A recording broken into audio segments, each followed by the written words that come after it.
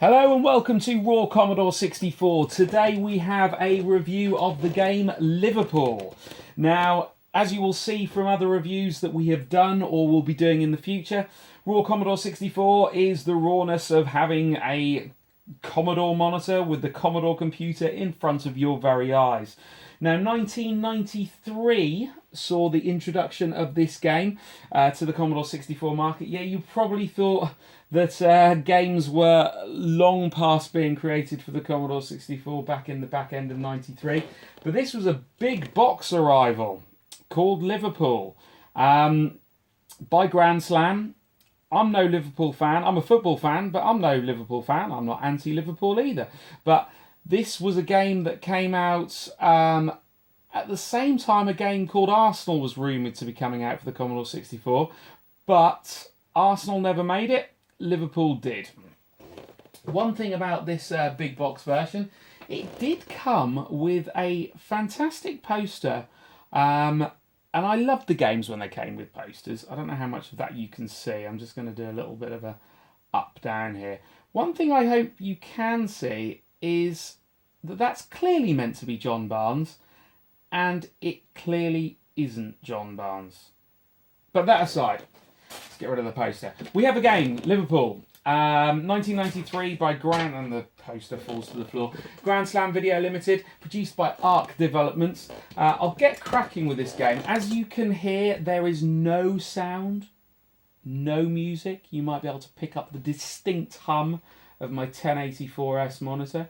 But there's no "You'll Never Walk Alone" humming in the background. It is bland. Not a lot happening. You can have a one-player practice, you can select your team, you can play a full season, you can go for the FA Cup only, you can play a two-player cup final, view the league table, reset the game, and you can set the duration of the game that you want to play. Now what I'm going to do is I'm going to select the team. We're going to go in here. Now as I said, I'm no Liverpool fan and I'm not anti-Liverpool either, but you can see some digitalised graphics here of players from the early 90s. We've got David Burrows selected here. Each player, if I select one here, Istvan Cosma, I don't recognise that name.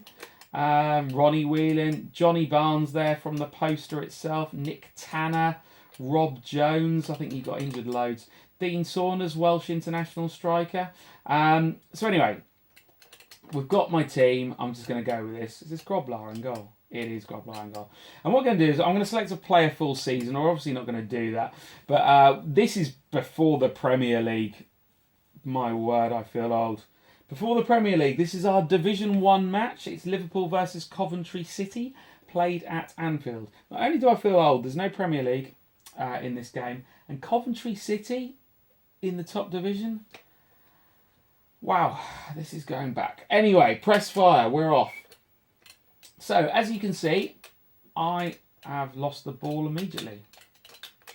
Oh, I've produced a terrible tackle there. Now, one thing you can probably see as Coventry boot the ball out of play, bizarrely, is that the playing area is really quite small on this. I'm going to try and talk and play and actually compete at the same time. Coventry got the ball now. I'm trying to win it back, and I'm failing miserably. Great tackle by myself. That was probably Rob Jones. The playing area is really small as Coventry head over the crossbar there. But I'm hoping what you can see is it's pretty rapid. It really is quite rapid. I mean, what a tackle that was. Jeez. I'm hoping to... The graphics aren't amazing. The playing area is small. The sound is really sparse. There's the occasional thud. I'll turn the volume up for you when I kick the ball in a minute. Oh, there's the whistle as I produce my third horrific foul of the game. Yeah, it's sparse. There's no crowd. There's no crowds. There's an occasional thud. There's the whistle every time. I've been booked. Terrible. I deserve that, to be fair. There's not a lot going on sound-wise. The graphics aren't great. However, this game is so damn fast that Coventry just put it past the post. That it's really quite enjoyable. Not much to look at, not much to listen to, but the speed, and trust me, if you play this 2-player, oh crikey, I've conceded a penalty. Come on, I'm going to save this. Or not. Bruce Grobbelaar missing a penalty. Who'd have thought? Yeah, it's just addictive. It really is. You're not going to give it high scores for anything apart from the fact that it's a blimmin' addictive game. I don't know if you saw, I did a wicked little curl on a shot, on a pass then. I'll try and do it again in a minute. I can't get anywhere near their goal. It's one of those games with... that was horrific. Did you see? My defence just stopped. Some would probably argue it's Liverpool right now, but they'd be possibly right. It's a bit glitchy in places, but the speed is there. The gameplay is there. And I really do want to score a goal before I end this review. Oh, that's a terrible foul. What that? Okay, I'll concede a goal. It's almost the same. So I'm 2-0 down. It's coming towards the end of... Tell you what, the difficulty level is hard on this. It really is. But I remember playing this as a kid. And I remember it was one of those games you picked up, and within about 20 minutes to half an hour, you were not conceding your second penalty of the game. This is terrible. Good job. Their penalties are terrible. Coventry of modern times. So yeah, half time. We're 2-0 down. Shall I continue the review? Shall I play on? I'll play on for a little bit. If I concede another one, I probably will get in a mood and have to turn it off. But yeah, genuinely, the difficulty level is tough.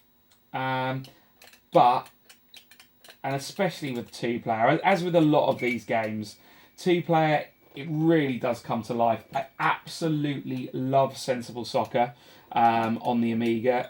Played on the Mega Drive as well, but the Amiga version was my true love back in sort of in the mid to late 90s.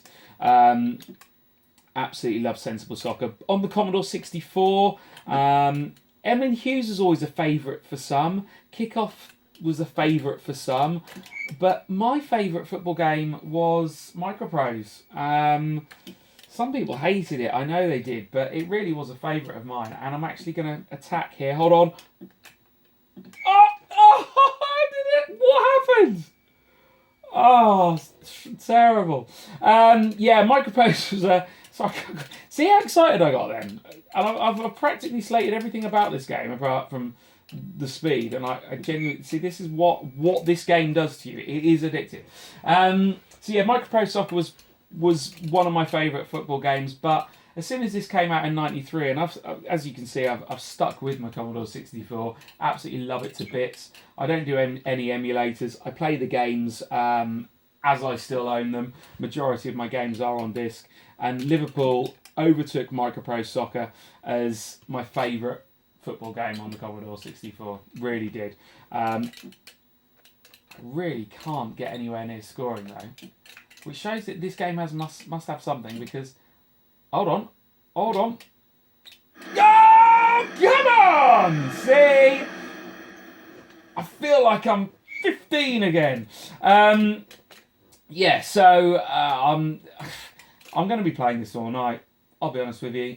I probably should have had a few warm-ups first, but having said that, I'm only 2-1 down, and something amazing could happen any time.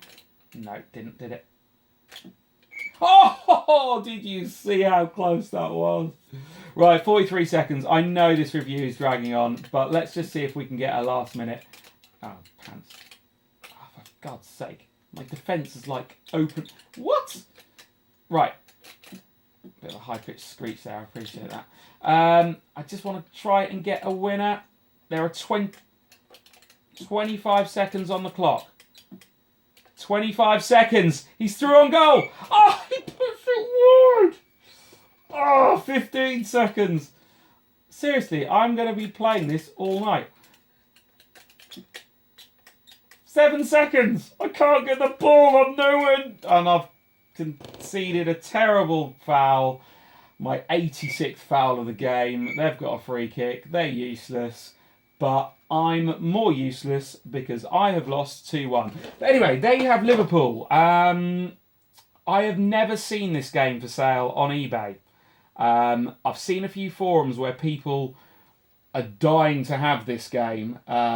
This is the big box version. I don't think there is another version. As I said, I've got a really terrible poster involved in this game of John Barnes, or allegedly John Barnes. But this is the big box version, deemed reasonably rare. October 93. People weren't buying games as much then at all.